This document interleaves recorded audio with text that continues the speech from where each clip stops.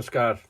क्षमा चाहूँगा, मैं थोड़ा विलम्ब हो गया क्योंकि मैं गलती से सोच रहा था कि लैपटॉप पे करना है, क्योंकि कई कई प्रोग्राम होते रहते हैं और कभी लैपटॉप पे होता है, अक्सर लैपटॉप पे होता है, तो मैं उसमें लैपटॉप पे करने लगा था, इसलिए थोड़ा समय लग गया। खैर, आज का जो विषय है, जो हमने पिछली बार जो विषय रखा था, yoga as a personal science, और आज का विषय है योगा फॉर हेल्थ।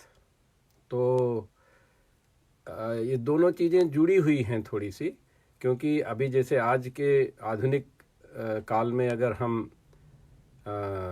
चिकित्सा की बात करते हैं सो उसको विज्ञान से ही जोड़ा जाता है। हालांकि कुछ ये दोनों शाखाएं जो हैं, ज्ञान की दोनों शाखाएं और या सेवा की दोनों शाखाएं जो हैं, वो एक तरह से पैरेलल चली हुई हैं, क्योंकि बहुत सारे लोग जो रोगग्रस्त होते हैं या किसी तरह का उनके साथ समस्या होती है, उसको वो कोई ज़रूरी नहीं कि उसको हमको ज्ञान पूरा हो जैसे विज्ञान में होता है उसके आधार पे करें, बल्कि बहुत सारी चीज़ें हम स्वतः करने लगते हैं और या ट्राई करने लगते हैं, उससे हमको फ़ायदा होता है तो उसको हम मान लेते हैं। आज का जो विज्ञान है या जो आज का जो मेडिकल साइंस है, वो भी अभी तक लगभग वैसे चलता है कि विज्ञान में बहुत सारी चीज़ें हम समझते हैं, लेकिन ये देखते हैं कि वो विज्ञान ही काफ़ी नहीं है, क्योंकि इसलिए क्लिनिकल ट्रायल होता है या कि प्लेसिबो कंट्रोल्ड क्लिनिकल ट्रायल होता है, जिससे हमको ये लगता है कि ये चीज़ इस रोग के लिए उपयुक्त है कि नहीं है, ये मनुष्य के लिए उपयुक्त है कि नहीं है, क्योंकि हम बहुत सारे रिसर्च जो हैं हमारे यहाँ आजकल जानवरों में किए जाते हैं।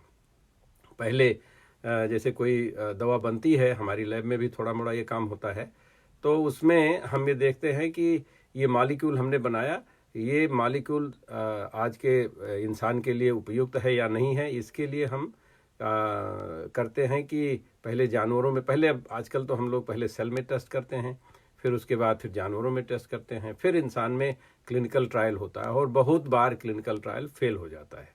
तो ये जानना जरूरी है कि जो चिकित्सा है या हमारे स्वास्थ्य की जो बात है, उसकी एक अपनी प्रणाली है उसमें, क्योंकि हम चीज़ों को इतना, विज्ञान जो है पूरी शरीर को अच्छे से जान नहीं पाता है, अभी नहीं जान पाया है।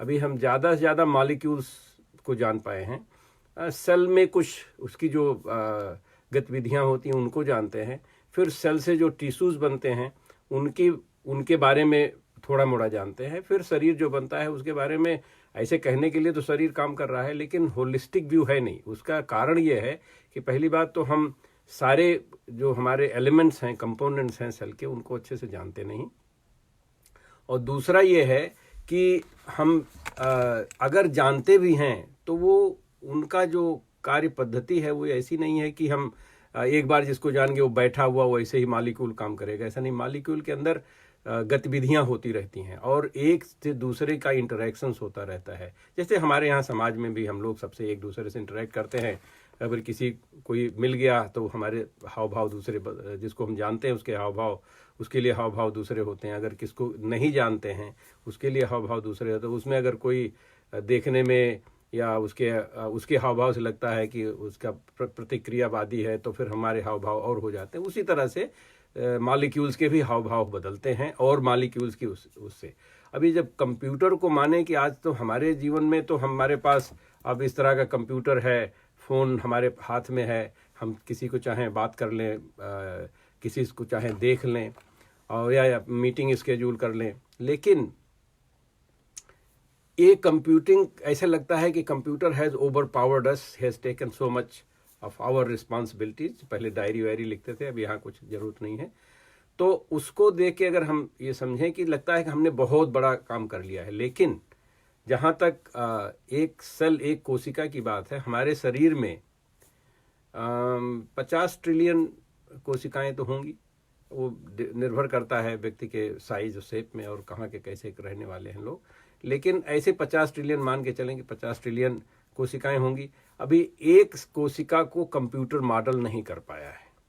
अभी एक कोशिका को, ऐसे ऊपर से मॉडल आपको दिखाई पड़ता है, सब शरीर दिखाई पड़ता है, कोशिका का कुछ दिखाई पड़ता है, लेकिन वो बहुत लिमिटेड है। पूरे जो गतिविधियां हैं उसकी हम उसको मॉडल नहीं कर पाए हैं। इसलिए विज्ञान के जरिए हर चीज को समझ के एक दवा बना के उसको दवा से ट्रीटमेंट करें, ये संभव नहीं है। इसीलिए कोरोना जो वायरस है इस समय चल रहा है, वो तो बहुत छोटा सा ऑर्गेनिज्म है, अगर उसको ऑर्गेनिज्म भी कहें तो बहुत छोटा सा है। और एक अगर तुलनात्मक रूप में करना चाहते हैं तो हमारे शरीर में जो डीएनए है उसमें 3 billion with B base pairs कहते हैं, न्यूक्लियोटाइड्स हैं। और कोरोना के वायरस के अंदर 30,000 हैं, 30 मिलियन भी नहीं, 30,000 बेस पेयर्स हैं, तो बहुत छोटा सा है। उसकी सारी गतिविधि अभी हमको पता नहीं लगी है। जबकि कोरोना, आज का ये कोरोना वायरस थोड़ा अलग है। जो मान लीजिए 2 साल 4 साल पहले हम जानते हैं, वहाँ भी कोरोना वायरस था, और इसका जो लेना देना है वो HIV वायरस है, उससे जानते हैं। उसका लेना देना जो है वो फ्लू है वायरस है, उसको जानते हैं। फ्लू वायरस को तो हम सैकड़ों साल से जानते हैं, लेकिन अभी इनकी गतिविधि हमको ठीक से पता नहीं लगी है, इसलिए हम उसकी दवाइयाँ ठीक से नहीं पैदा कर पाते। तो हमारे कहने का मतलब है कि जो हम हेल्थ के बारे में बात कर रहे हैं, तो हेल्थ को विज्ञान से अगर हम मैनेज करना चाहते हैं तो हमको पूरा ज्ञान होना चाहिए पहले। और वो ज्ञान हमारे लिए एक वायरस का भी नहीं है, एक हमारी 50 ट्रिलियन कोशिकाओं में से एक कोशिका का भी नहीं है। तो इसलिए हमारे अंदर सीमा है, और इस सीमा को समझना चाहिए। जिस सीमा को समझने में कोई बुराई नहीं है, क्योंकि इससे फिर हम आगे बढ़ते रहेंगे। हमने बहुत प्रगति की है, आगे भी प्रगति करते रहेंगे, और एक समय आएगा, ऐसा आ सकता है कि जब हम सारा ज्ञान हमारे पास होगा। दूसरे इसके साथ समस्या है कि उधर दूसरी तरफ भी चीज़ें बदलती रहती है, हमारा शरीर बदलता रहता है। कहाँ पे बैक्टीरिया और अमीबा से शुरू हुए हैं और आज एक इंसान बने हुए, आगे क्या होगा ये नहीं मालूम है, क्योंकि ये हमारी जो सराउंडिंग्स है उसके आधार पे होती है। हम चाहे वो गैलेक्सीज के रूप में देख लें, चाहे पूरे ब्रह्मांड के रूप में देख लें, उनका सारा प्रभाव हमारे ऊपर पड़ता है। तो भारत की जो पद्धति है कि वो, ऐसे तो एस्ट्रोलॉजी में बहुत ज़्यादा मुझे ज्ञान नहीं है, और पूरा ज्ञान न होने के कारण से मैं कभी कभी उस पर सवाल भी उठाता हूँ। तो इसलिए ऐसा लगता है कि एस्ट्रोलॉजी का पूरा क्या इस पे ग्रैस्प है, मुझे पूरा पता नहीं है। लेकिन ये है कि कुछ सत्य है उसमें ये भी सत्य हो सकता है कि इन ग्रहों का हमारे ऊपर क्या प्रभाव पड़ता है, और पूरी गैलेक्सी का क्या प्रभाव पड़ता है, और हमारे जीवन में हमारे बायोकेमिस्ट्री में क्या प्रभाव पड़ता है, उसका हमारे स्वास्थ्य पे भी प्रभाव पड़ता है।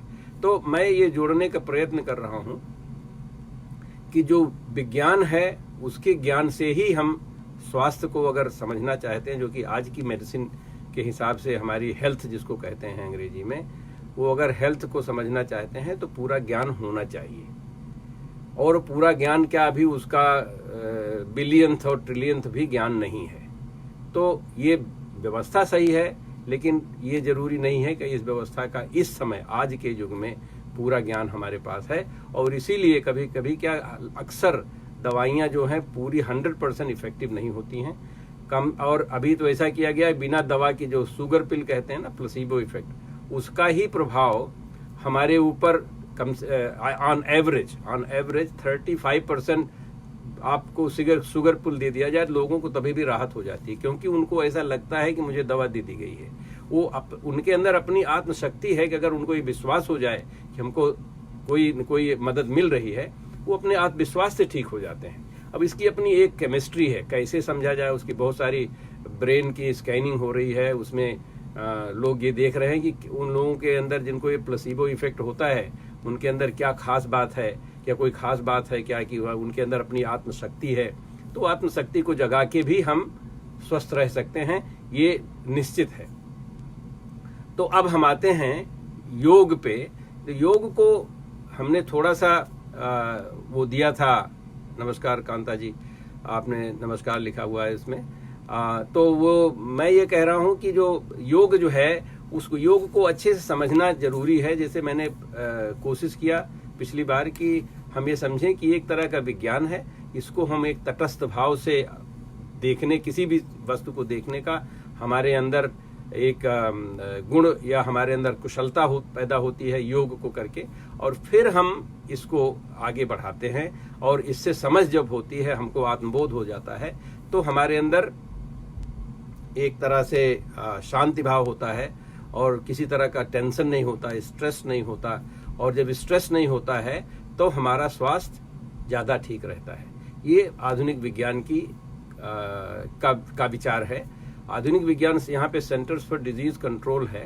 सेंटर्स फॉर डिजीज कंट्रोल के अनुसार ये कहा गया है कि 80 to 90% जो डॉक्टर्स के पास हम जाते हैं या अस्पताल में जाते हैं, 80 to 90% वो स्ट्रेस की वजह से जाते हैं। हमको ये पता हो या ना पता हो दूसरी बात है, वो हो सकता है कि बहुत सूक्ष्म स्ट्रेस हो, सूक्ष्म तनाव से ये हो सकता है, और उससे हमको ये समस्या हो सकती है, धीरे धीरे वो किसी न किसी रोग में बदल जाता है। तो वो तनाव के कारण जो है हम अपने बीमारियां पैदा करते हैं, ऐसा सेंटर्स फॉर डिजीज कंट्रोल का कहना है। अमेरिका में, सारी दुनिया में आजकल सेंटर्स फॉर डिजीज कंट्रोल को मानते हैं, उन लोगों ने स्टडी कर रखा हुआ है। तो योग का जो एक सबसे बड़ा योगदान यह है कि आप जो हैं वो तनाव मुक्त हो सकते हैं। इसके लिए बहुत सारी स्टडीज़ किया गया हुआ है। इसके लिए साइकोलॉजिकल स्टडी की गई है, न्यूरो साइंटिफिक स्टडीज़ की गई हुई है। उससे ये पता लगता है कि तनाव कम होता है, योग से तनाव कम होता है। अब ये कैसे होता है, ये चीज़ थोड़ा सा समझने की बात है। फिर हम पुनः वापस आएंगे स्वास्थ्य लाभ के लिए, जो हम योग से हमको स्वास्थ्य लाभ हो सकता है। तो हमको योग को ही समझना पड़ेगा। योग में अष्टांग योग है, मैंने बहुत थोड़ा सा इसका जिक्र किया था पिछली बार। अष्टांग योग जो है पतंजलि योग सूत्र में लिखा हुआ, जो कि आज का मानक ग्रंथ कहा जा सकता है, योग पतंजलि योग सूत्र जो है। और उसमें अष्टांग योग में 8 अंग बोले गए हैं। अष्टांग मतलब 8 अंग। पिछली बार मैंने कहा था जो योगा चित्तवृत्ति निरोधा, उसी किताब में ये लिखा हुआ है कि हमारे योग के 8 अंग होते हैं। 8 अंग का मतलब कोई एक अलग नहीं होता है। ऐसा नहीं कि हम सिर्फ ये कर लें ये हमारा अलग हो जाएगा। लोग आसन कर लेते हैं, तो आसन जो है अष्टांग योग से अलग नहीं। अगर समझदारी है तो आसन का ज़्यादा फायदा हो सकता है, अगर नहीं समझदारी तो थोड़ा फायदा हो सकता है। तो इस तरह से हम योग को समझने का प्रयत्न करते हैं थोड़ा सा, और उस प्रयत्न में यह है कि पहला जो अष्टांग योग का जो अंग है वो है यम। यम, यम का नाम तो हम लोग सुने हैं, यमदूत होते हैं। बड़ी इंटरेस्टिंग चीज़ है स्वास्थ्य के लिए। ये बड़ी इंटरेस्टिंग चीज़ है कि यम और नचिकेता में मृत्यु के ऊपर संवाद हुआ था। नचिकेता जब छोटे से थे, वो चले गए थे, यम से मिले थे, और यम से ये बात हुई। तो ये इंटरेस्टिंग चीज़ है। मैं वहाँ पर ज़्यादा नहीं जाना चाहता, हो सकता है बीच में फिर उसका संदर्भ लाएंगे, लेकिन अभी हम ये जानना चाहते हैं, ये कहना चाहते हैं कि यम जो है एक हमारा योग का, अष्टांग योग का एक अंग है। और यम में क्या आता है? अहिंसा, सत्य, आस्तेय, ब्रह्मचर्य, अपरिग्रह, 5 ये आते हैं। अहिंसा का मतलब हिंसा नहीं करनी चाहिए, ना हिंसा को ना करें। सत्य का मतलब है कि असत्य ना बोलें, झूठ ना बोलें, सत्य के रास्ते पर चलें।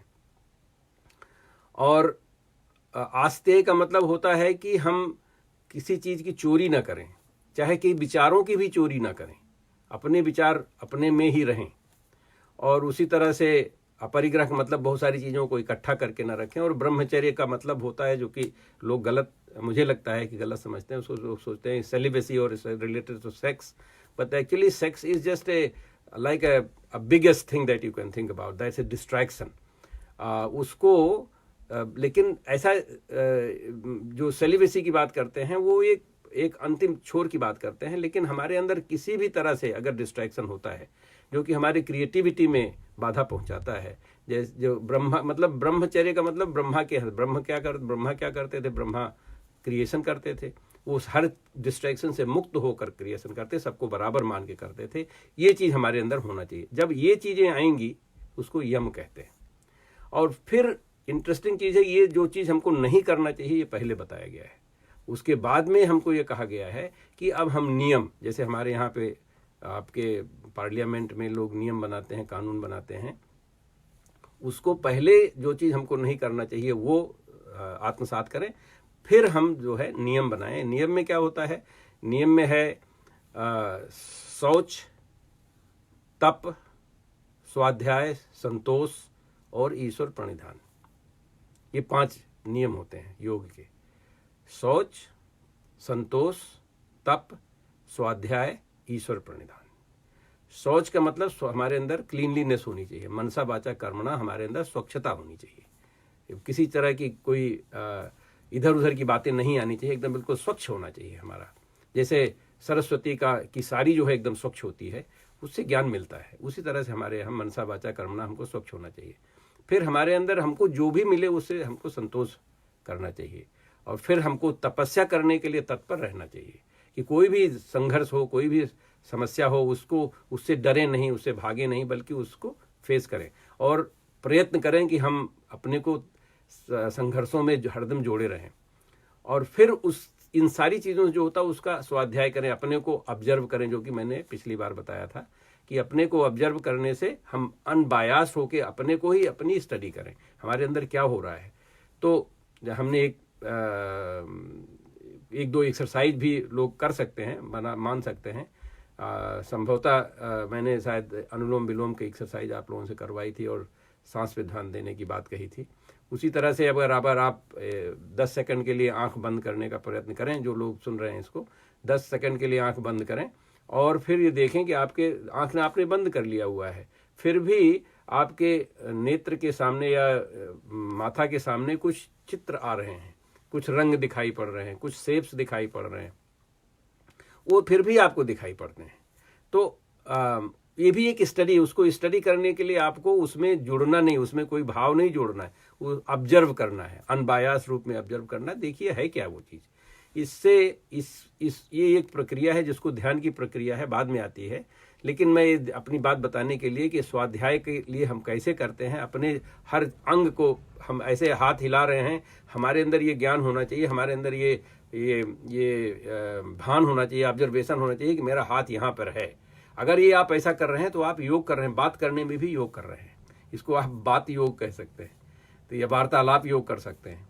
तो लेकिन हमको जब ज्ञान रहता है कि हमारा शरीर कहाँ पे है, उसमें क्या क्या गतिविधियाँ हो रही हैं, तो उसको हम योग के रूप में मान सकते हैं। तो ये तो हुआ स्वाध्याय। फिर ईश्वर प्रणिधान का मतलब, ईश्वर का लोग मानते हैं कोई भगवान कहीं और बैठे हुए हैं, ऐसा नहीं है, क्योंकि हमारे यहाँ तो मानते हैं कि भगवान हमारे अंदर है, आप ईश्वरत्व प्राप्त कर सकते हैं। उसमें ईश्वर प्राप्त करने के एक पतंजलि ने सिर्फ 2 गुण आपसे मांगे हैं कि आपको किसी क्लेश से और किसी कर्म फल से प्रभावित नहीं होना चाहिए, उससे परे हो जाना चाहिए, ना आपको किसी चीज़ की उम्मीद करनी चाहिए, ना किसी कष्ट से आपको कोई परेशानी होनी चाहिए। आपको सुख दुख और लाभ, भगवान कृष्ण कहते हैं सुखे दुखे समो कृत्वा लाभा लाभो जया जयम, मतलब इन सब जो विपरीत परिस्थितियां हैं उनसे हमको एक समान भाव करना चाहिए। तो हम वो ईश्वर का रूप है। क्योंकि हम लोग नहीं कर पाते हैं तो अक्सर ये कह देते हैं कि ये तो भगवान कर सकता है या तो ईश्वर है वो जो ऐसा कर सकता है। कभी कभी हम इंसान को भी ईश्वर मानने लगते हैं क्योंकि वो ऐसी चीज़ें करते हैं जो कि हमारा आप नहीं कर सकते, तो सोचते हैं ये तो ईश्वर ही कर सकता है, हम नहीं कर सकते। अगर वो हमारे अंदर विनम्रता लाने के लिए कहा गया तो ठीक है, लेकिन अगर उसमें हम भ्रांतियाँ और सुपरस्टिशन लाना चाहते हैं, कहीं भगवान कहीं और बैठ के बात कर रहा है आपसे, तो ये गलत है, ऐसा नहीं करना चाहिए। क्योंकि योग ऐसा, योग के हिसाब से ऐसा नहीं होना चाहिए।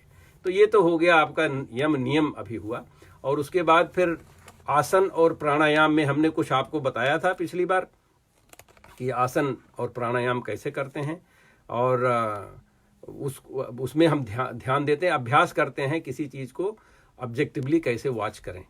तो आसन और प्राणायाम में भी यही होता है। क्योंकि समय बीतता जा रहा है तो मैं थोड़ा सा इसको बहुत बृहद में नहीं बताना चाहता, लेकिन ये कहना चाहता हूँ कि जो हमारा शरीर है, ये आसन करने से क्या होता है कि हमारा ध्यान स्वतः वहाँ चला जाता है। क्योंकि खास करके अभी अगर हम अपने मुट्ठी को ऐसे इस तरह से बांधें खूब जोर से, तो ऑब्वियसली हमारा ध्यान उस उंगलियों पे जो प्रेशर पड़ रहा है उस पर होगा।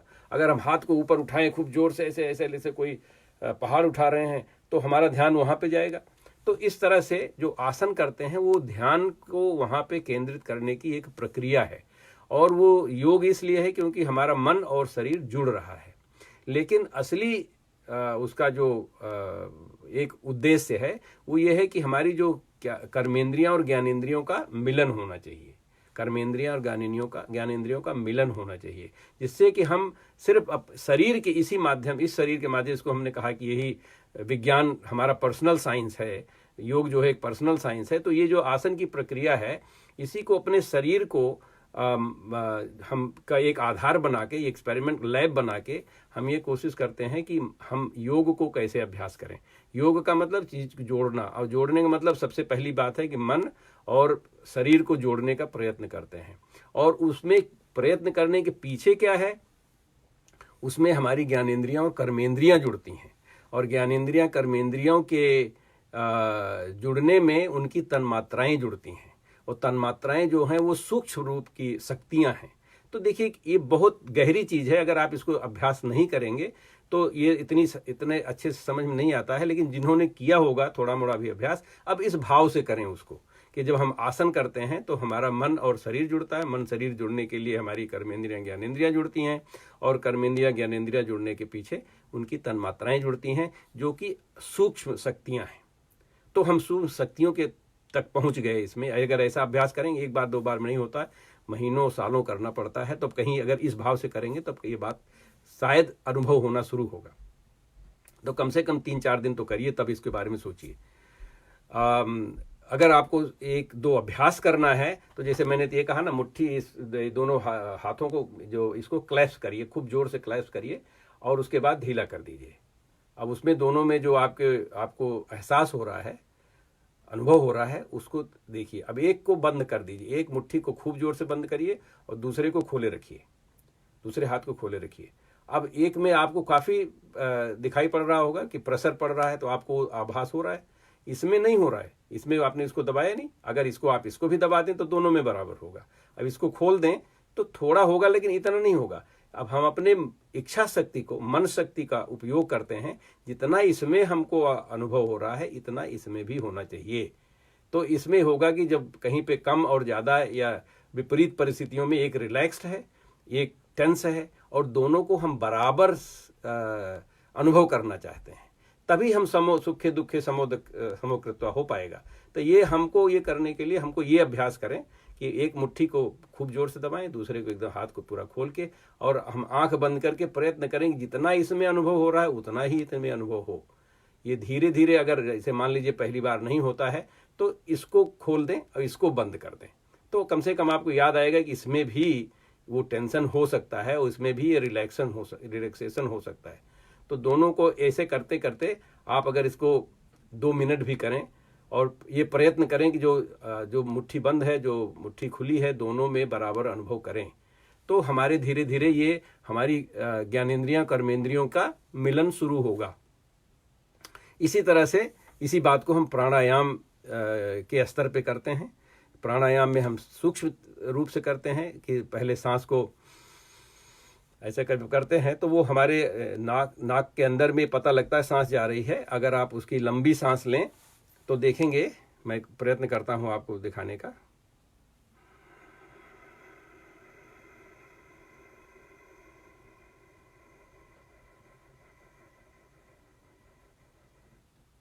तो इसे ये 15-20 सेकंड का हमने सांस लिया अंदर। आप भी प्रयत्न करिए, हो सकता है शुरू में आपको 5 सेकंड ही लगेगा, लेकिन धीरे धीरे अगर प्रयत्न करेंगे, और जो लोग संगीत वगैरह में हैं उनको ये अभ्यास बहुत अच्छा होता है कि वो बहुत लंबी सांस ले सकते हैं, क्योंकि उनको सुर बनाने के लिए ये करना पड़ता है।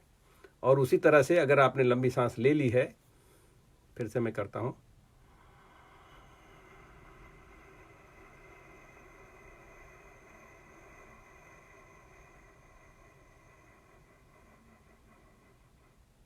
और फिर उसी तरह निकालते हैं।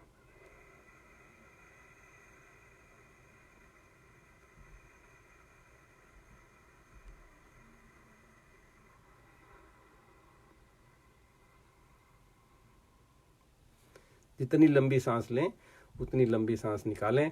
और जो सांस हमारे अंदर जा रही है, नाक के अंदर जाती है, फिर नाक के ऊपरी भाग में जाती है, फिर गले में जाती है, फिर सीने में जाती है, फिर पेट में जाती है, उस सांस का अनुभव करें।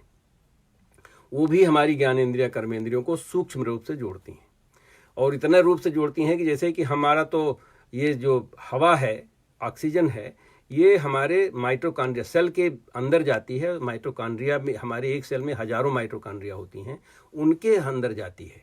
तो हमारा धीरे धीरे इससे संपर्क बन जाएगा, तो हम अपने शरीर को संतुलित अपने आप ही कर सकते हैं। क्योंकि जहाँ भी अगर हम कोई चीज़, if you don't use something you lose it, ऐसा कहते हैं अंग्रेजी में, इधर यूज इट और लूज इट। तो अगर हम यूज़ का मतलब, अगर हम ये सांस के जरिए अपने शरीर के से संपर्क बनाए हुए हैं, कोशिकाओं से संपर्क बनाए हुए हैं, तो वहाँ पे अगर कोई समस्या होगी तो अपने आप, जैसे कभी कभी कोई चीज़ फंस जाती है उसको हिला दीजिए, तो ये हिलाने का काम करता है। इसी हिलाने के काम में बाबा रामदेव जैसे बोलते हैं कि वो आप कपाल भाती कीजिए, उसमें अब कुछ जोर से करना पड़ता है इसे, तो वो एक रिदम बनती है। और जो कहीं पे कुछ फंसा रहता है, किसी कोशिका में कहीं स्टक हो गया, तो वो भी ठीक हो जाता है, ऐसा मान के चलते हैं। तो ये हुआ आसन और प्राणायाम का। फिर बड़ा इंटरेस्टिंग चीज़ इसके बात है, और ये रिलेटेड है हमारे स्वास्थ्य से, मैं अभी वहाँ पे आ रहा हूँ वापस। उसमें ये देखने की बात है कि जब हम ये सारा ज्ञान पूरा प्राप्त कर लेते हैं, अभी आप देखिए कितना साल लगेगा आपको ये करने में, जिसमें कि हमारा संपर्क जो है, मन और शरीर का संपर्क, फिर हमारे श्वास जो है वो हर कोशिका में माइटोकॉन्ड्रिया का संपर्क लगाने में हमको बहुत समय लगेगा, अभ्यास करना पड़ता है। आप डेली अभ्यास करें, कम से कम 10-15 मिनट का अभ्यास करें, ऐसा आधे घंटे का अभ्यास करें, 1 घंटे का अभ्यास करें, कई और भी स्तर हैं। ये आसन प्राणायाम तो यही हुआ। फिर अगर इतना सब करने के बाद आपको लगता है कि आपको पूरा ज्ञान हो गया, इसका पूरा अभ्यास हो गया और उसका साइंटिफिक तरीका है, इसीलिए कभी कभी लोगों को किसी के मेंटोर के या गुरु के या किसी शिक्षक के अंतर्गत काम करना पड़ता है, जिससे कि वो आपको बताए कि आप कहाँ तक पहुँचे हैं। लेकिन वो अच्छे वाले गुरु घंटाल वाले नहीं होने चाहिए कि वो पैसा कमाने के लिए बैठे हुए हैं, अपनी बाबागिरी बनाने के लिए बैठे हुए हैं। ऐसे लोगों को मिलना बड़ा मुश्किल है, जो कि आपको आपके हिसाब से आगे शिक्षा दे दें और आपका प्रतिबिंब के रूप में आपके सामने अपने को प्रेजेंट करें, जिससे कि आप अपने को स्वयं ही समझ जाएं। खैर, आप अगर मान लीजिए आपकी ज्ञानेंद्रिय कर्मेंद्रियां जुड़ गई इस अभ्यास से और पूरा ज्ञान आपको हो गया, तो फिर आपको करना क्या है, इनको सबका त्याग करना है।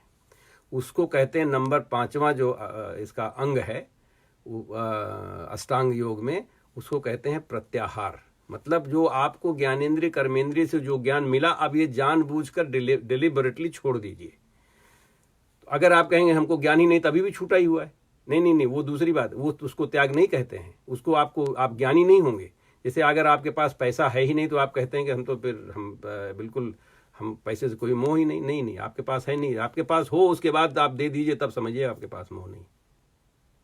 जिसके पास जो होता है वो देता है, तब ये हम कहते हैं कि ये उसने इसको किया। जैसे कि हम क्षमा करते हैं, अगर क्षमा और क्षमता दोनों जुड़ा हुआ है, अगर आपके अंदर क्षमता है और तब आप क्षमा करते हैं, तो अगर आपके पास है ही नहीं क्षमता तो क्षमा क्या कर रहे हैं। तो इसलिए हमको ये मानना पड़ेगा कि हमारे साथ पास जो है, हमने पूरा ये ज्ञान ले लिया, पूरी चरम सीमा पर पहुंच गए, और उसके बाद इसका हमने त्याग कर दिया। तो उसके बाद जो आपके पास ज्ञान आता है, आपकी जो धारणा बनती है, जो कि नंबर 6 अष्टांग योग का है, धारणा। फिर आपके अंदर धारणा जो बनती है वो आपकी असली पहचान बनती है। और जब आपकी धारणा बनती है तो आपका ध्यान लगता है। ध्यान लगाया नहीं जाता है कि चलो हम अब ध्यान लगाएंगे, इसको जबरदस्ती आंख बंद करके ध्यान लगाएंगे, ऐसा नहीं होता। तब आपका ध्यान लगता है, और उसके बाद अगर ध्यान आपका लग गया, जो कि नंबर 7 अष्टांग योग का है, तब आपको समाधि हो जाती है। और समाधि जो हो जाती है वो ब्रह्ममय हो जाती है। तो आप ब्रह्ममय वहाँ पहुँच गए जहाँ की हम प्रयत्न कर रहे हैं। यहाँ पे भी हमने आपको शुरू में बोला था, विज्ञान के जरिए हम एक कोशिका को नहीं जानते। जब सारी चीज़ों को जान जाएंगे, हमारे शरीर में क्या हो रहा है, फिर सारे संसार को, सारे जगत को जान जाएंगे, फिर सारे ब्रह्मांड को जान जाएंगे, तब वो विज्ञान भी पहुंच जाएगा, उसी तरफ जा रहा है, आज नहीं तो कल कभी कभी पहुंच जाएगा, ऐसा हम मान के चलते हैं। लेकिन ये योग की जो वृत्ति है, योग की प्रक्रिया है, ये भी वहाँ पे आपको समाधि में आपको वहाँ पहुँचा देती है। आप सारे चीज़ों को अपना छोड़ दिए, कोई बायासनेस नहीं रह गया, तो जो कुछ आपको मिला वही जो समाधि है वो आप अपने आप सब में समा जाते हैं, तो उसको हम समाधि कहते हैं। अब ये सारी चीज़ें मैं स्वास्थ्य के लिए क्यों बोल रहा हूँ कि मैंने पहले कहा कि जब आपके अंदर टेंशन होगा, 80 से 90% जो लोग डॉक्टर के पास जाना पड़ता है बीमारियों के कारण या अस्पताल में जाना पड़ता है, वो टेंशन से होता है। और वो टेंशन ख़त्म करने के लिए बहुत सारी स्टडीज़ की गई हैं। योग जो है वो टेंशन को ख़त्म करता है या कम करता है। योग एक विज्ञान है, लेकिन ये अपना व्यक्तिगत विज्ञान है। ये कोई सारी दुनिया को दिखा के वाले करने वाला विज्ञान नहीं है। ये अपना हमारा व्यक्तिगत विज्ञान है।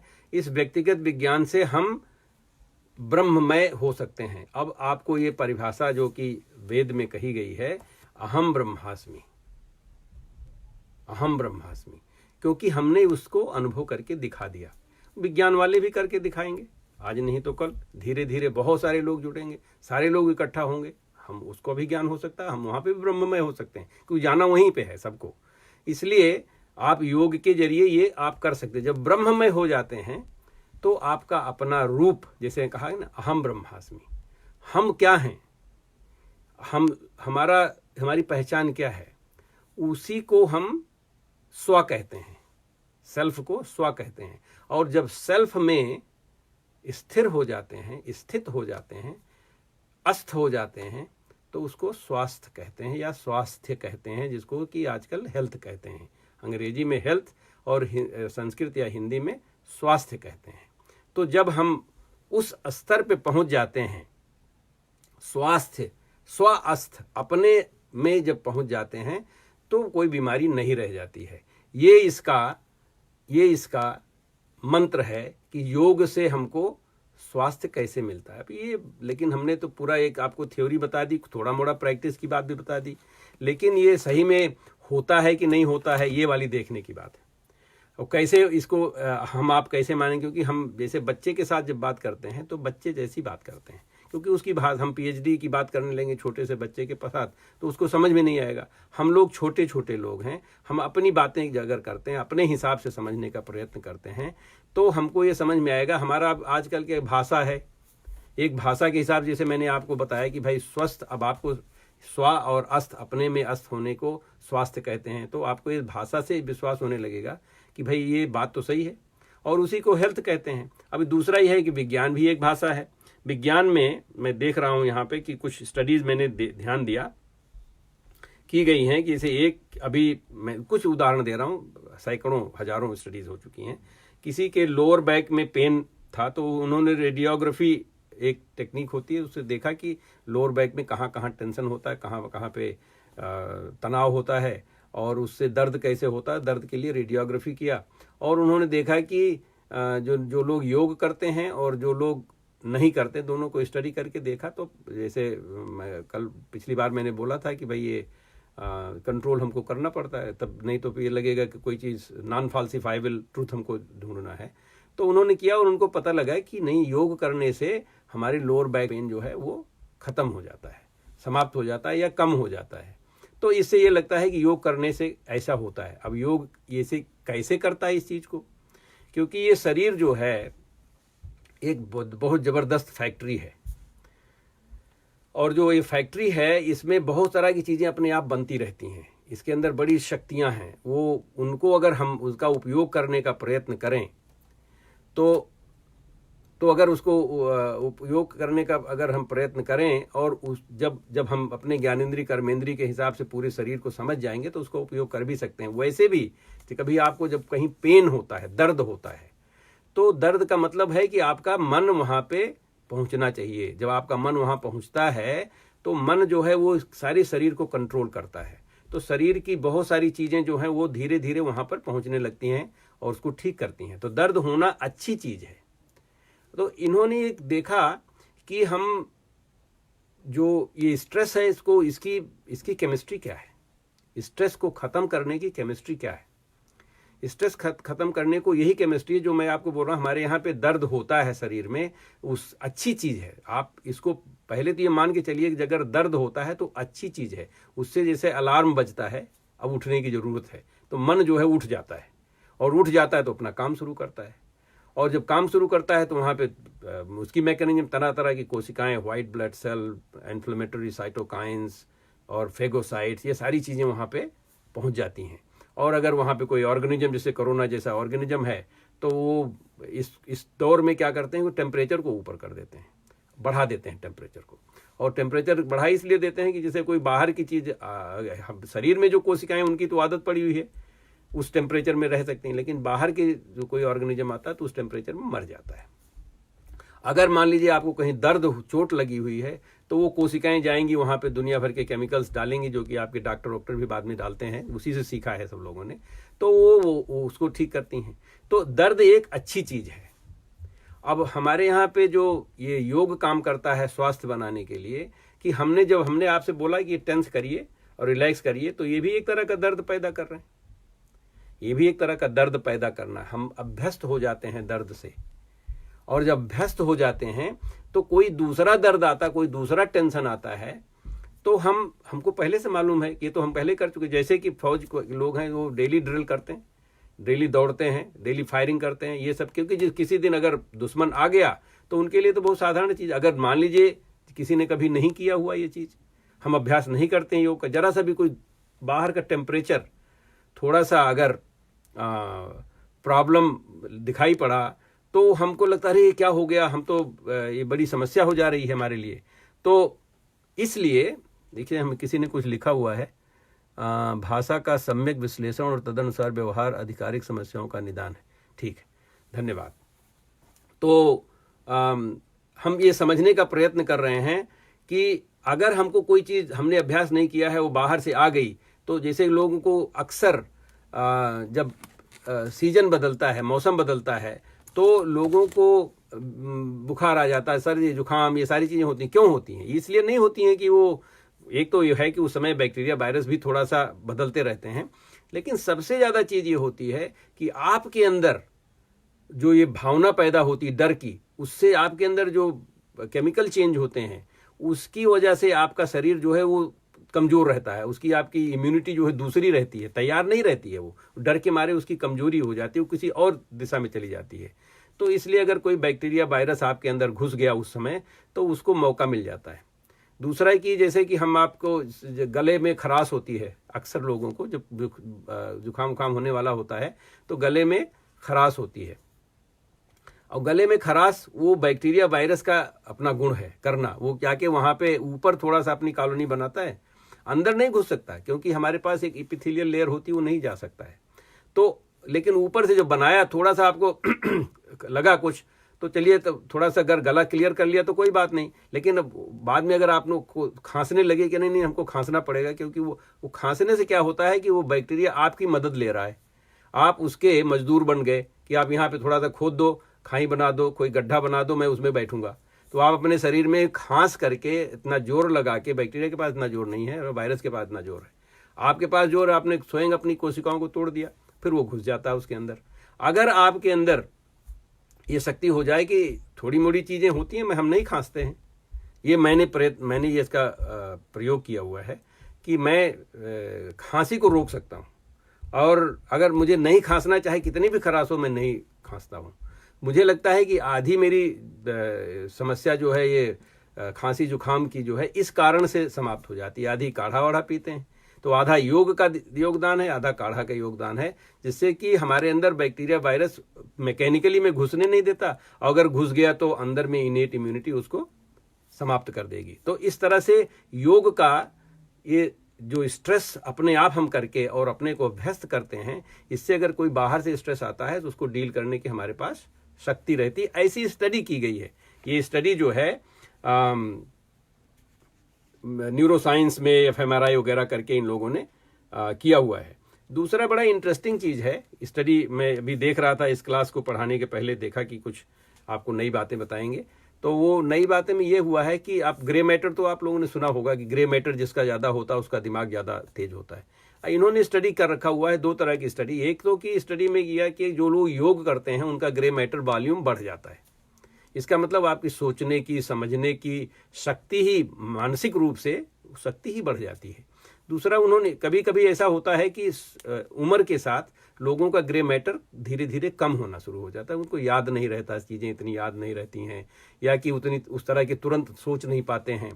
लेकिन इन्होंने स्टडी की एफएमआरआई करके, 2018 की स्टडीज़ हैं, उसमें उन्होंने ये किया कि अगर इसको हम, जो लोग योग करते हैं उनके योग करने से उनका ग्रे मैटर कम नहीं होता, उम्र के साथ कम नहीं होता। तो फिर अगर कम नहीं होता तो आपकी सोचने समझने की शक्ति ज़्यादा रहेगी और आपकी बहुत सारी स्ट्रेस नहीं होगा, और स्ट्रेस नहीं होगा तो 80-90% बीमारियां आपकी अपने आप खत्म हो जाती हैं। तो ये उसका जो उसकी केमिस्ट्री या न्यूरो साइंस करके जो भी मान लें, ये डिजीज की बात। दूसरा एक चीज़ जो मैं और आप कहना चाहता था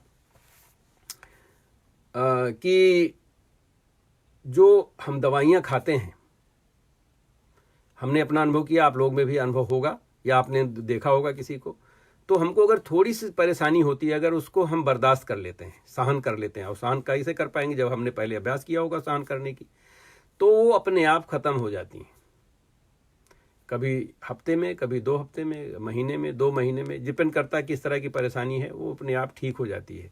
ऐसा इन्होंने स्टडी किया हुआ है कि 80% बीमारियां जो हैं अपने आप समय के साथ ठीक हो जाती हैं, क्योंकि हमारा शरीर, मन जो है, ब्रेन और ये शरीर, उसके अंदर क्षमता है ये। और 10% बीमारियां ऐसी हैं जिनकी हम दवा से ठीक कर सकते हैं। दवाइयां अगर देते हैं तो हो सकता है हमारे शरीर उसकी क्षमता ना हो, दवाइयों से उसको मदद मिलती है। और बाकी 10% जो है वो कुछ भी आप कर लीजिए, वो ठीक नहीं होती है, ना वो उनकी दवा है और ना ही आप उसको अपने आप कर सकते हैं। उसको उसके साथ हमको जाना ही पड़ेगा या रहना पड़ेगा। तो ऐसे भी दवाइयों का महत्व जो है वो बहुत कम ही है। तो 80-90% बीमारियां स्ट्रेस से होती हैं, उसको हम योग से ख़त्म कर सकते हैं। 80-90% बीमारियां जो कि हम दवा लेते हैं, दवा लेने से कुछ होता नहीं है, वो तो सिर्फ हमको अपने लिए एक मन बहलाने वाली बात है कि हमने दवा ले ली है, ठीक हो जाएंगे। और अगर दर्द वर्द थोड़ा सा कम कर लिए तो हम सोचते हैं कि दर्द जो है हमारा ख़त्म हो गया, वो आपके लिए बहुत ज़्यादा दिन तक ठीक नहीं होता, उचित नहीं होता। तो उसकी ये बात है। बाकी 10% की जो है उसको हम ज़्यादा कुछ कर नहीं सकते। अगर योग किए हैं तो आपके अंदर शांत भाव रहेगा, शांत मन से आप उसके साथ जी लेंगे। अब ये सब कहने के बाद मैं ये कहना चाहता हूँ कि एक जर्नल है, international journal of yoga therapy मतलब दवा करने की जो कहते हैं, उसको थेरेपी कहते हैं। तो मतलब योगा को एक थेरेप्यूटिक रूप में देखा जाता है, उसके लिए एक जर्नल है, international journal of yoga therapy. तो लोग इसको किस स्थिति में कौन सी योग को करना चाहिए, कौन सा ध्यान करना चाहिए, और किस शरीर के किस अंग को पे थोड़ा सा स्ट्रेस होना चाहिए जिससे हमारी वहाँ पे शक्ति बढ़ जाए, ये सब चीज़ें बताई जाती हैं। इस पर स्टडी हो रही है, बहुत ज़्यादा क्लियर स्टडी नहीं है, लेकिन आप लोग ऐसे मिलेंगे, वो बोलेंगे आप ये आसन कर लीजिए, ये प्राणायाम कर लीजिए। जैसे मैंने कहा कि अगर आप कपालभाति करते हैं तो बहुत सारी जो हमारे लोअर एब्डोमेन के लोअर हिस्से में जो परेशानियां होती हैं वो ठीक हो जाती हैं, क्योंकि वहाँ पे जल्दी से अदरवाइज ये स्ट्रेस जो जर्क होता है वो नहीं होता है। तो इसलिए हम उसको उस तरह से भी कर सकते हैं। और वैसे भी एक योगा जर्नल भी है, योगा जर्नल यहाँ पे अमेरिका में पब्लिश होता है, ये भी international journal of yoga therapy. हमारे मित्र हैं सतबीर सिंह खालसा, हार्वर्ड यूनिवर्सिटी में हैं, वो उसके एडिटर हैं, हमारे बॉस्टन सेंटर ऑफ एक्सीलेंस के भी मेंबर हैं वो, तो उनको अच्छे से जानते हैं, मिलते मिलाते रहते हैं उन लोगों से। और इसमें बहुत सारे इसके जो संस्थापक हैं इस जर्नल को, वो भी एक अमेरिकन थे, वो भी, उनको भी मैं अच्छे से जानता हूँ। और फिर ये एक और चीज़ हम आपको बताएं कि योगा जो है यहाँ पे जब कोई किसी से कोई मैंने एक खबर सुनी थी, ऐसे भी कई और भी सुना हूँ, लेकिन एक खबर मैंने पढ़ा हुआ था, ह्यूस्टन में जज जो है अगर कोई गलती करता है, ऐसी गलती करता है जो कि अगर उसका मस्तिष्क या दिमाग जो है वो थोड़ा स्थिर होगा, उसके लिए उनको योगा दंड दिया जाता है कि आप 10 घंटे का योगा करेंगे तो आपको कोई और कुछ करने नहीं तो आपको जेल में डाला जाएगा या कि आपसे धनराशि ली जाएगी। ऐसा कुछ नहीं करते हैं, क्योंकि उनको yoga is a prescription for criminals, क्योंकि उनके अंदर ये सुधार होता है। तो मतलब एक तरह से ये भी एक ट्रीटमेंट है, क्योंकि अमेरिका में क्राइम को भी एक तरह का की डिजीज माना गया है, तो उस डिजीज को भी हम ट्रीट कर सकते हैं। वैसे भी स्टूडेंट्स के लिए भी योगा बहुत आवश्यक है, क्योंकि उनकी बुद्धि बढ़ती है तो उससे उनकी ग्रेस्पिंग पावर बढ़ती है, तो उससे भी उसका फायदा होता है। तो इस तरह की चीजें हमारे पास है। अब साइंस वाले क्या कर रहे हैं आजकल, उसके लिए मैं थोड़ा सा बताता हूँ। मुझे मालूम है कि हम 45 मिनट हो चुका है, लेकिन थोड़ा सा समय आज हेमंत जी ने मुझसे कहा कि मैं थोड़ा और समय ले सकता हूँ कि जिससे कि पूरी बात ख़त्म करूँ, और मैं कोशिश करूँगा कि अगले 5-7 मिनट में ख़त्म कर दूँगा। तो अब ये आज की स्टडी क्या हो रही है? आज की स्टडी क्या हो रही है कि ब्रेन स्कैनिंग, पहले तो हम इसको मानना पड़ेगा साइंस है कि नहीं साइंस है। दलाई लामा का बड़ा महत्व है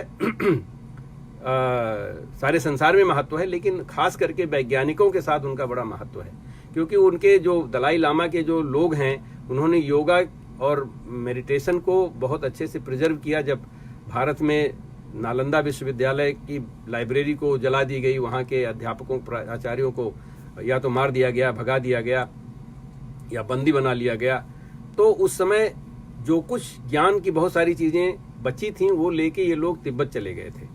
तो वहाँ पे बहुत सारी चीज़ें हमारे यहाँ सुरक्षित हैं, जो ज्ञान की भी बात है, उसकी जो अभ्यास की भी बातें जो हैं वो सुरक्षित हैं। मैंने उनको एक बार सुना था इंडिया इंटरनेशनल सेंटर में, वो कोई लेक्चर दे रहे थे, तो उन्होंने कहा कि अगर हम लोग जो उनकी प्रैक्टिस होती है बुद्धिज़्म पूरे की और भी प्रैक्टिस होती है, ये तो meditation is only one part of it, तो उसको अगर कोई वैज्ञानिक कह दे कि ये ठीक नहीं है तो वो उसको बंद कर देंगे। मतलब इतना बड़ा कोई धार्मिक व्यक्ति और विज्ञान के प्रति इतनी उसकी आस्था और इतना बड़ा विश्वास अपने अंदर कि हमारे वैज्ञानिक रूप से अगर इसको क्वेश्चन किया जाए तो हमको कोई समस्या नहीं है, तो उन्होंने ये कहा था। और उनकी एक स्टडी यहाँ पे बहुत अच्छे जर्नल में नेशनल एकेडमी ऑफ साइंसेज का एक जर्नल है, proceedings of national academy of science, PNAS कहते हैं, वहाँ पे छपी हुई थी। उसमें इन्होंने सिद्ध किया कि ये विज्ञान कैसे है, मेडिटेशन विज्ञान कैसे, हमारे मस्तिष्क में गामा वेव्स होती हैं, अल्फा बीटा गामा वेव्स होती हैं, और गामा वेव्स खास करके उनकी सिंक्रोनिसिटी जो है वो ये निर्धारित करती है कि हमको हमारा ज्ञान कितना बढ़ रहा है या हमारे अंदर क्षमता हमारी कितनी बढ़ रही है। तो उन्होंने ये दिखाया कि जो 15,000 घंटे, जो 30,000 घंटे, जो 45,000 घंटे मेडिटेशन की प्रैक्टिस कर चुके हैं दलाई लामा के साथ, उनके मस्तिष्क में वो गामा वेव्स की सिंक्रोनिसिटी जो है वो बढ़ती है। और इसका ये बहुत जरूरी है विज्ञान के लिए कि चीजें समय के साथ अगर उनके में परिवर्तन होता है तभी हम उसको विज्ञान मानते हैं, अगर नहीं होता है तो उसको हम नहीं मानते हैं विज्ञान, उसको सुपरस्टिशन वगैरह जो भी करना मान लेते हैं। समय और हमारे अंदर दूरी का भी प्रभाव है, तो विज्ञान में मानते हैं, उसको स्पेस या कॉन्सेंट्रेशन कहते हैं। तो ये बात ब्रेन स्कैनिंग से इन लोगों ने किया, और ये स्टडी तो 2009 में पब्लिश हुई थी, लेकिन इसका प्रभाव बहुत वैज्ञानिकों के ऊपर बहुत पड़ा हुआ है। इससे न्यूरोसाइंस में बहुत प्रगति हो रही है। दूसरा जो अभी स्टडीज हो रही हैं, वो स्टडीज हो रही हैं हार्मोन्स की, कि आपके हार्मोनल चेंज होते हैं जब आप योग करते हैं, ध्यान करते हैं, तो आपके अंदर हार्मोनल चेंजेस होते हैं या नहीं, वो भी उन्होंने पाया हुआ कि चेंजेस होते हैं। उनका किसका क्या एसोसिएशन, जैसे मैंने कहा कि अभी एक भी कोशिका को पूरी तरह से मॉडल नहीं कर पाए हैं, तो बहुत बार हम लोग सिर्फ एक असम्पशन, एक कंक्लूजन निकालते हैं, जिससे कि ये लगता है कि ऐसा, इससे कोरिलेशन निकालते हैं, कंक्लूजन में नहीं, कोरिलेशन बनाते हैं, और उससे ये लगता है कि इससे शायद इसका लेना देना है। तो वो चीज जो इसके साइटोकाइंस और हार्मोन्स के रिलीज पे होता है। तीसरा जो बहुत आजकल महत्वपूर्ण होता जा रहा है, वो उसको कहते हैं ट्रांसक्रिप्टोम, कि हमारे जीन में एक्सप्रेशन होते हैं क्या, अलग अलग होते हैं क्या। जब हम मेडिटेशन करते हैं तो हमारे किस तरह के जीन्स में हमारे एक्सप्रेस्ड होते हैं, जीन के एक्सप्रेस से हमारी कौन सी प्रोटीन्स बनती हैं, उन प्रोटीन्स का क्या मेटाबॉलिज्म पे क्या फर्क पड़ता है। ये बहुत बृहद रूप है, क्योंकि हमारे अंदर सबके जीनोम का, ह्यूमन जीनोम प्रोजेक्ट की वजह से सबका जीनोम पता है। इसलिए हम ये स्टडी कर सकते हैं कि हमारे योग करने से, मेडिटेशन से, ध्यान करने से किन किन चीज़ों पे हमारे प्रभाव पड़ता है, और इसकी जो व्याख्या होगी आगे चल के, तो उससे ये पता लगेगा कि हम स्वास्थ्य को कैसे समझ सकते हैं। स्वास्थ्य तो आपका होगा अगर आप योग और प्राणायाम, यम नियम, ध्यान, धारणा, ये सारी चीजें अगर करेंगे तो आपके ऊपर निश्चित रूप से होगा। ये तो क्लिनिकल स्टडी में साबित किया गया है, लेकिन मैं ये कह रहा हूँ इसको एक विज्ञान के रूप में हम आगे बढ़ा पाएंगे, समझ पाएंगे कि इसको ये कैसे काम करता है। और इसलिए एक चीज और कहना चाहते हैं, एक है प्रोफेसर जॉन डेनिंजर, हार्वर्ड यूनिवर्सिटी में हैं, और उन्होंने एक स्टडी की हुई है कि हमारे अंदर जो जीन का एक्सप्रेशन होता है, सिर्फ ये नहीं कि हम कैसा योग कर रहे हैं, ध्यान कर रहे हैं, बल्कि हम किसके साथ उठते बैठते हैं उसका भी प्रभाव पड़ता है। हम किसके साथ, हमारे क्या भाव हैं उसका भी प्रभाव पड़ता है। तो ये धीरे धीरे आप देखेंगे भारत की जो सभ्यता संस्कृति है, उठने बैठने की, सबको एक समभाव से देखने की, ये सारी चीज़ें अगर दूसरों की सेवा करने की, दूसरों की सेवा करने में तो मिला हुआ है कि एक ऑक्सीटोसिन हार्मोन होता है जो कि हमारे अंदर रिलीज होता है। अगर हम किसी को भक्ति भाव से या प्रेम भाव से अगर किसी को की मदद करते हैं, सेवा करते हैं, उनका देख रेख उनकी करते हैं, तो हमारे अंदर स्वतः वो स्रावित होता है, जो कि माताओं के अंदर होता है। जब माताएं बच्चे को अपने दूध पिलाती हैं तो उनके अंदर स्रावित होता है, उससे उनको संतोष मिलता है। जो मैंने संतोष की बात करी कि नियम में एक संतोष होना चाहिए, वो संतोष केमिकल बेसिस ऑफ संतोष उससे आता है। आपने देखा होगा कि अगर आप आपके यहाँ कोई अतिथि आया हुआ है, आप उसको भोजन कराते हैं, तो ये नहीं होता है कि हम, अभी तो आजकल वेस्टर्नाइज हो गया है कि हम सारे लोग साथ बैठ के खाते हैं, चलिए वो भी चलेगा। नहीं, पहले ये होता था, अभी भी कोई न कोई तो खाना खिलाता ही सबको। पहले ये होता था कि कोई अतिथि आया तो उसको पहले हम भोजन कराएं और उसके बाद फिर हम भोजन करें। इसी तरह से हमारी माताएं ऐसी होती थी कि वो पहले सबको भोजन कराती थी। ये अभी बाद में उनको ये कह दिया गया कि नहीं ये तो इनको ठीक से खाना नहीं खिलाया जाता है, ये नहीं होता, वो नहीं होता है। लेकिन हमको अपना अनुभव है, क्योंकि मुझे खाना बनाना आता है, मैं लोगों को इनवाइट भी करता हूँ, बना के खिलाता भी हूँ। बहुत अच्छा संतोष मिलता है, बहुत अच्छा सुख मिलता है कि हमारे यहाँ कोई आए और हम उसको अच्छे से बना के खिलाएं पिलाएं, उसकी कुछ सेवा कर सकें। उसका हार्मोनल बेसिस ये है। उसी तरह से हम किसके साथ उठते बैठते हैं, माता के साथ बैठते हैं, पिता के साथ बैठते हैं, घर परिवार के साथ बैठते हैं, अपने और दोस्त अहबाब के साथ बैठते हैं, तो उनको हम उससे हमारे अंदर स्रावित जो केमिकल्स होते हैं उनसे हमारे स्वास्थ्य में उसका फर्क पड़ता है। इस तरह से भी किसी के साथ उठने बैठने में भी हमको अब ये सोच समझ के करना चाहिए। नहीं तो अगर किसी के साथ बैठे वहाँ पे सिर्फ टेंशन की बातें हो रही हैं तो आपका स्वास्थ्य ठीक नहीं रहेगा। अब इन सारी बातों के साथ मैं अब अपनी बात समाप्त करता हूँ। मुझे 2-4 मिनट 1 घंटे में रह गया है, कोई बात नहीं है, मैंने ज़्यादा समय ले लिया, 45 मिनट के चक्कर में था, फिर भी थोड़ा ज़्यादा हो गया है। आशा है कि आप लोगों को ये बात जची होगी, कुछ समझ में आया होगा और आप इसको अपने जीवन में उतार के अभ्यास करके ही इस पर विश्वास कीजिए। इसको मेरी बातों से मान के या किसी की बात मान के कोई मतलब नहीं निकलता है, क्योंकि अहम ब्रह्मास्मि तभी होगा जब हम अपने आप ही उस चीज़ को कर सकें और सारे पूरे ब्रह्म की जो सारा ब्रह्मांड है उसको अपने अंदर देख सकें। जो कहते हैं यथा पिंडे तथा ब्रह्मांडे, तो हमारे अंदर जो है वो ब्रह्मांड में वही है। अगर वो हम अनुभव कर सकें, वही विज्ञान है, वही योग है, वही स्वास्थ्य है, क्योंकि आप तभी अपने में अस्त हैं जब ये सारी चीज़ें आपके अंदर अंतर्गत आ जाएंगी। तो उस समय कोई बीमारी नहीं होगी। मैंने कहा था यम और नचिकेता का जो वार्तालाप हुआ था, तो उसमें ये नहीं है कि हम ये शरीर मरता है कि नहीं मरता है। वो बात यह है कि हमारे शरीर और आत्मा 2 चीज़ें हैं। शरीर का उतना महत्व तो नहीं रह जाता है और इसलिए शरीर में बीमारी हो या ना बीमारी हो, या जीवित रहे या मर जाए, उससे कोई मतलब नहीं निकलता है।